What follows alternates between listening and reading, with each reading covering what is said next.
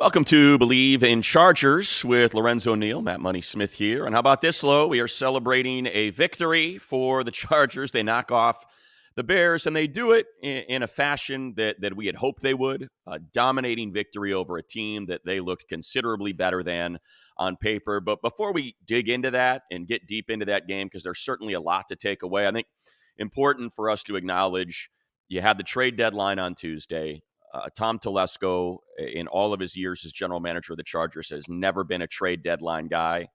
That held again this week. If you look at what was moved around the league, Low, you had some big names, particularly Commanders defensive ends. Montez Sweat goes to the Bears, and Chase Young goes to the 49ers. And then you had quite a few depth pieces. So really not a lot of fireworks, I guess, unless you want to count Josh Dobbs going as probably or maybe the starting quarterback for the Vikings as they try to make their way into the NFC playoff picture. But other than that, there really wasn't, I guess, a lot that moved around.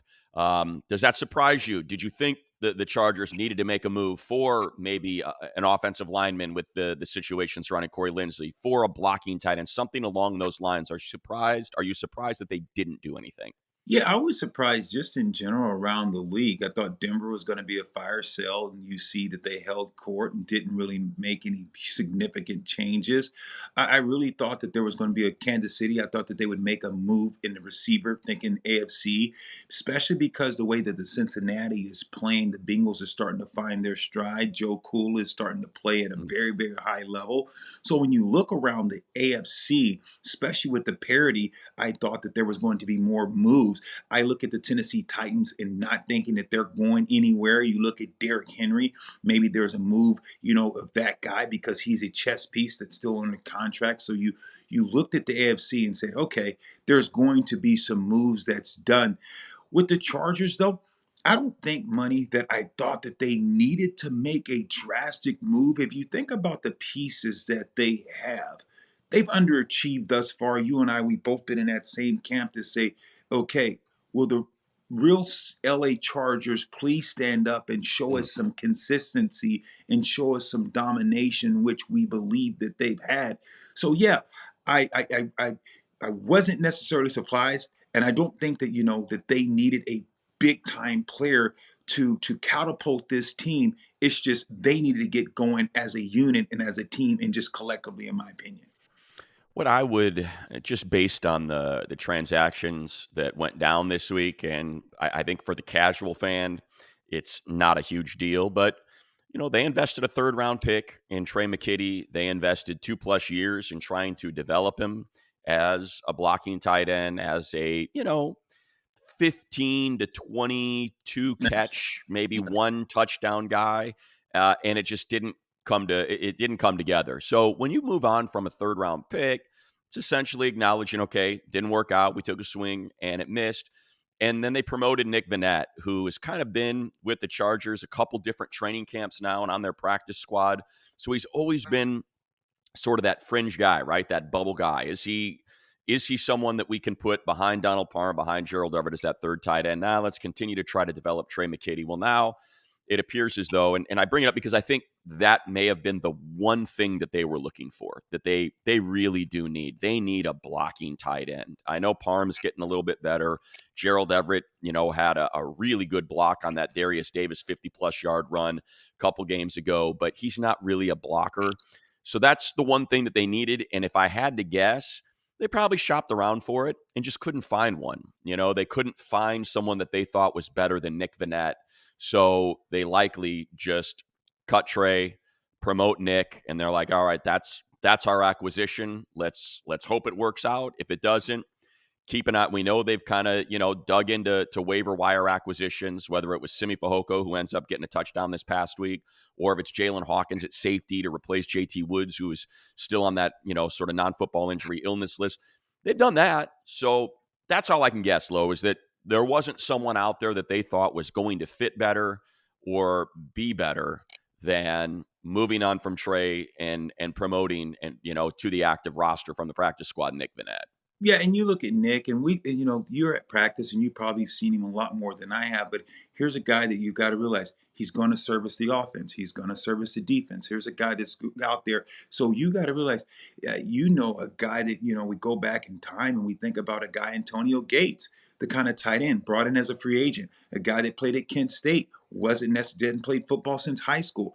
The Chargers took the time and hey, let's develop Antonio Gates, Hall of Famer. Look no further than another guy that you talked about with the Chargers. Played offense, played tight end, but was brought in as a defensive player. And look how the Chargers developed him. And that's Chris Dillman. Think about Chris Dillman, offensive lineman that was brought in, to play defense. And doing practice, you start to see what guys can do. So yes, Matt, to your point about here's Nick Vannett, here's a guy that's on the practice squad that you see, and you're like, what the heck are they thinking? Look how Gates turned. What did he turn into? Look at Chris Dillman because the work at when you're on practice squad, and a lot of guy fans don't know that. Money you have because you know this, you're around it, you see it. Those guys work extra hard because Yeah. practice squad, they are a revolving door. The practice squad, someone can come pick you off that team. A la Wes Walker, that was with the Chargers, going to have a great career. Because when you're on practice squad, you understand that teams are going to possibly take you off that practice squad. So your job is to be valuable because once a starter gets hurt, if you're on practice squad, you're usually going to get cut because the team and the organization has to go bring in another person to fill a void. So practice squad players, to me, they are the most they are the hardest working guys on the team because they either want to be active or they don't want to get cut or they want another team to think that they have the goods to be on the active roster. The one thing I'll tell you about Nick, and again, I don't because he was just a practice squad guy. You don't really get to be Sure. around them a Sure. lot. This dude's got some salt in his attitude. I like that. Got some He dogs, huh? is. I don't want to tell the story. I'll just tell you there is a story that I know about his time with the Chargers and how it ended and how salty he was and like just how physical he was on the practice squad during practice, during training or during training camp, joint practices, those preseason games. This is something that they need. They need a little bit, I said it last week, I'll say it again, but he's just a little bit of that dog. Yeah. He's a little bit and when you're talking about a blocking tight end and a running game that is really struggling, I mean really struggling. I don't want to get too deep into advanced metrics, but it's True Media's EPA and their EPA numbers on designed runs, it's not just the worst in the league, it's the worst in the league by a significant gap. Like it's Wow. historically low right now. So they need to figure something out. I think a lot of that is Corey Linsley being out and and you're hearing from Coach Staley about, hey, Corey's, contributing to the team in a different way now. So that leads you to believe that he's not going to be coming back anytime soon. It's going to be Will Clapp that moves. But I do think a big part of that is their tight ends just haven't been blocking well in the Sure. run game, and they need it. And Sure. that's, I mean, and this, Low. What's going on in the second halves? Why aren't they scoring? Well, because they have leads and they're trying to run the ball and they can't. Right. And it's putting them behind the sticks. And now they're punting because they're so desperate to get that running game going and get that 4-minute offense going instead of just throwing it. And it's just not working. So I think this is a move that signals, all right, we got to figure something out because we cannot continue at this rate with the run game in second halves. Oh, no question, man. And you need some nasty. You need a little bit of nasty sprinkled on that offense. What's the identity? We know Justin Herbert can throw the ball around the park, and we understand what you have in the running game, and Eckler when he gets on the perimeter in the screen game and what he can do. But you need some nasty. Who's that? I know you have an offensive tackle that's, nasty, but you need some more nasty guys on that offense. Because offense, when you had a Chris Dillman, you had those guys that are going to go out and set the tone, and you had me.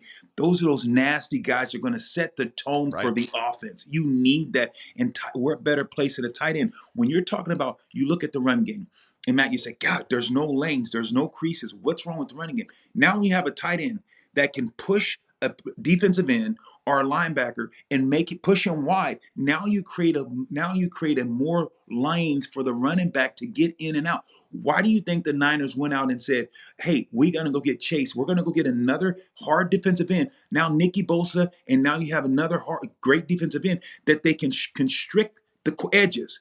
If you can hold the edges, now the running back can't bounce, and now you can't stretch the defense. So now this is why you bring in a tight end, and that's what the Chargers are hoping. If you can get a tight end that can create a new line of scrimmage and just get them to move 2 feet, push out 3, 4 feet wider. Now you create more lanes Yeah. inside. A lot of teams defensively, they said, look, set a hard edge, and now you don't let the running back, you keep him in a phone book. He doesn't have the opportunity to pick his way through. So that's huge. What you're talking about, Matt, you're spot on. By having a tight end that can create a new line of scrimmage and also widen the defensive end and linebackers, and that's how you get a running game to move even better.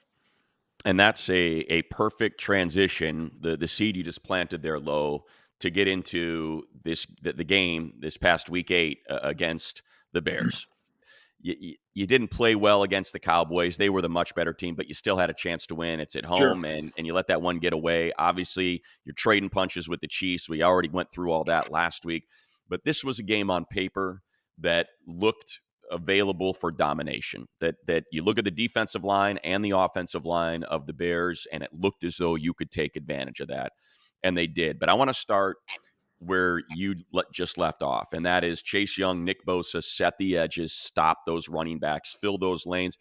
This Chargers team has turned into a really good run defense team, and I think so much of it is because of Tuli, the rookie, Tui Pelotu, Yep. combined with Joey, who we know is one of the best all-around defensive ends, with Khalil Mack, who might be the best edge setting, run stopping end Yes. in the game. So now you've got 3 guys, and understand the Bears came in. I know it's a Division II undrafted rookie quarterback making his second start, his first on the road. I get it. That's not a favorable position for the Bears, but they have run the ball, and this is not just, last week they ran it well. Oh, the week before they ran it well. No, last year they ran the ball really well.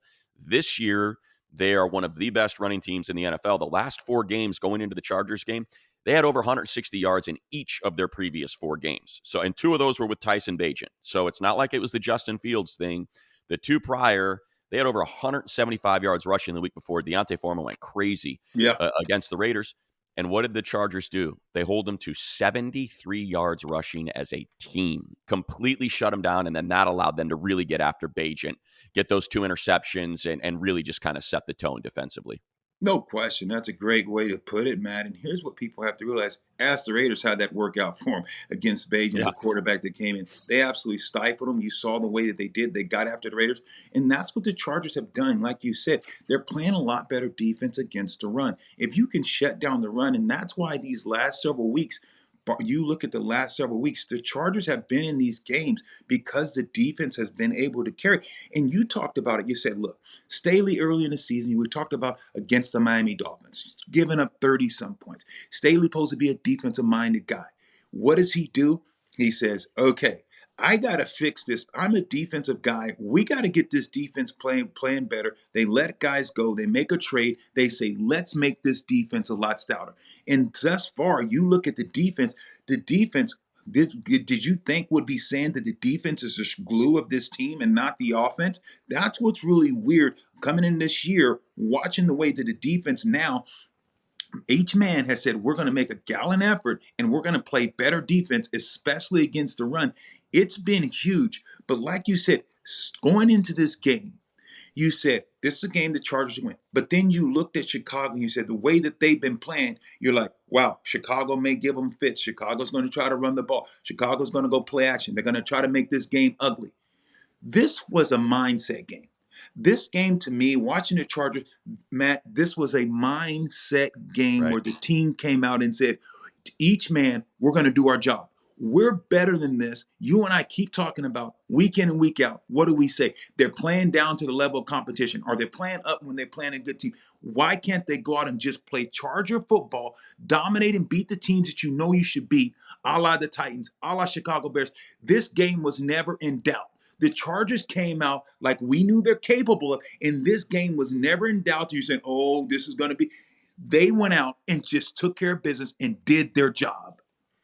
Yeah, I'll tell you, I think there's no better calling card for this defense, and then, back to back, turning them over on downs, where you are, it's, what this is like. You're in a phone booth, it's 4th and 1, And, no gain. Stuff them. Roshan Johnson, 230-pound back, who's been rushing for nearly 5 yards per carry this year. And Bosa, in vintage Bosa form, just, I mean, it's like the Hellboy right hand of thunder, just grabs I think it was Borum that he grabbed and Yeah. just tossed him aside and, tackles him for a loss. That's a turnover on downs. The very next series, they got to go for it again. This time, it's a 4th and 2.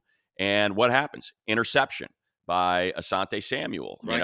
and I'll tell you, obviously it wasn't an interception. It ended up hitting the ground, but he jumps the route because Bajent's got all that pressure Pressure. and has to get rid of the ball quickly. So that to me sort of speaks to, you know, I guess I don't want to say a calling card, but it speaks to just the level of play from this defense right now. And here's an interesting statistic.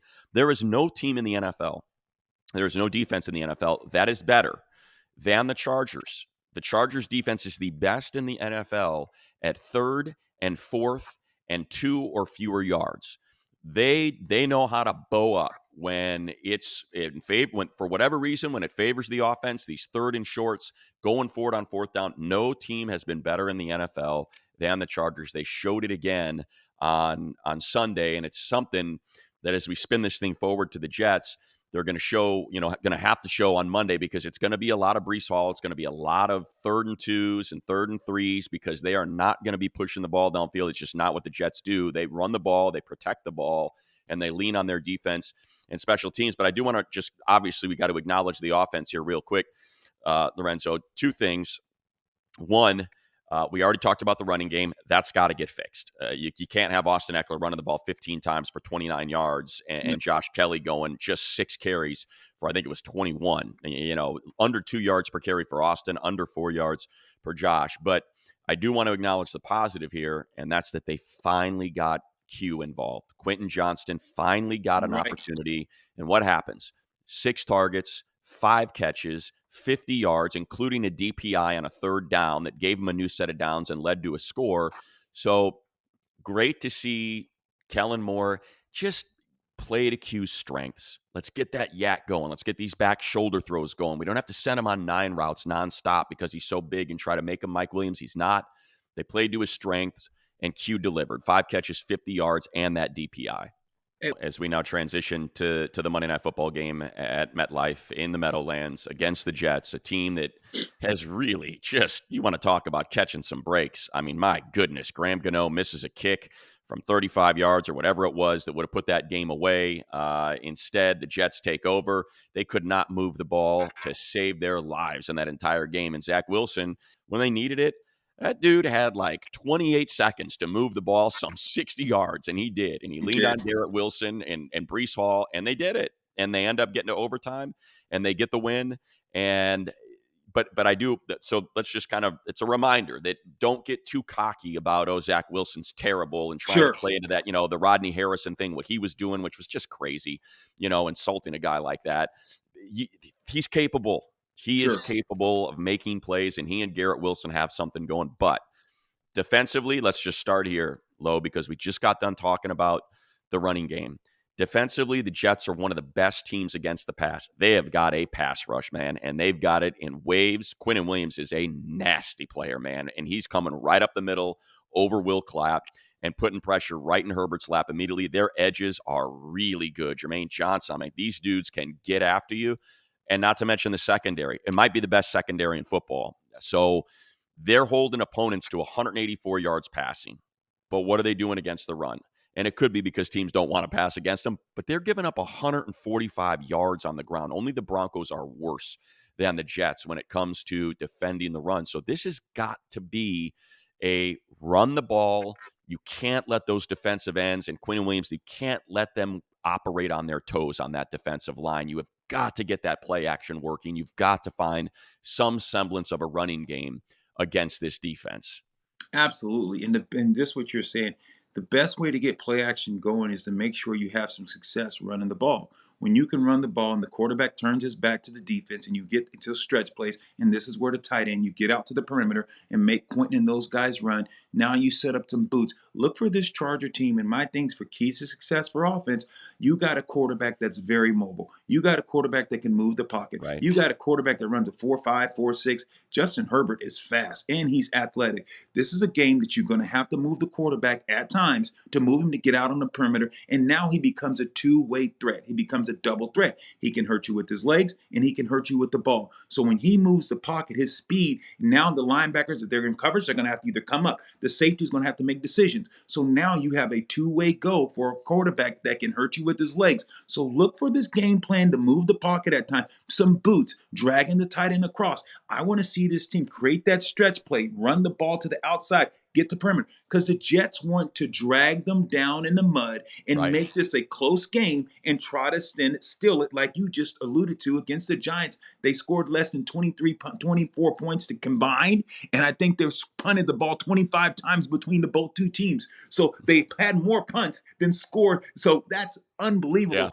That usually doesn't happen. So it's imperative that the Chargers start fast, get the offense going, and make them play from behind and make them one-dimensional. 100%. It's spot on, Low. As we kind of wrap it up here, Brees Hall is averaging 6 yards per carry.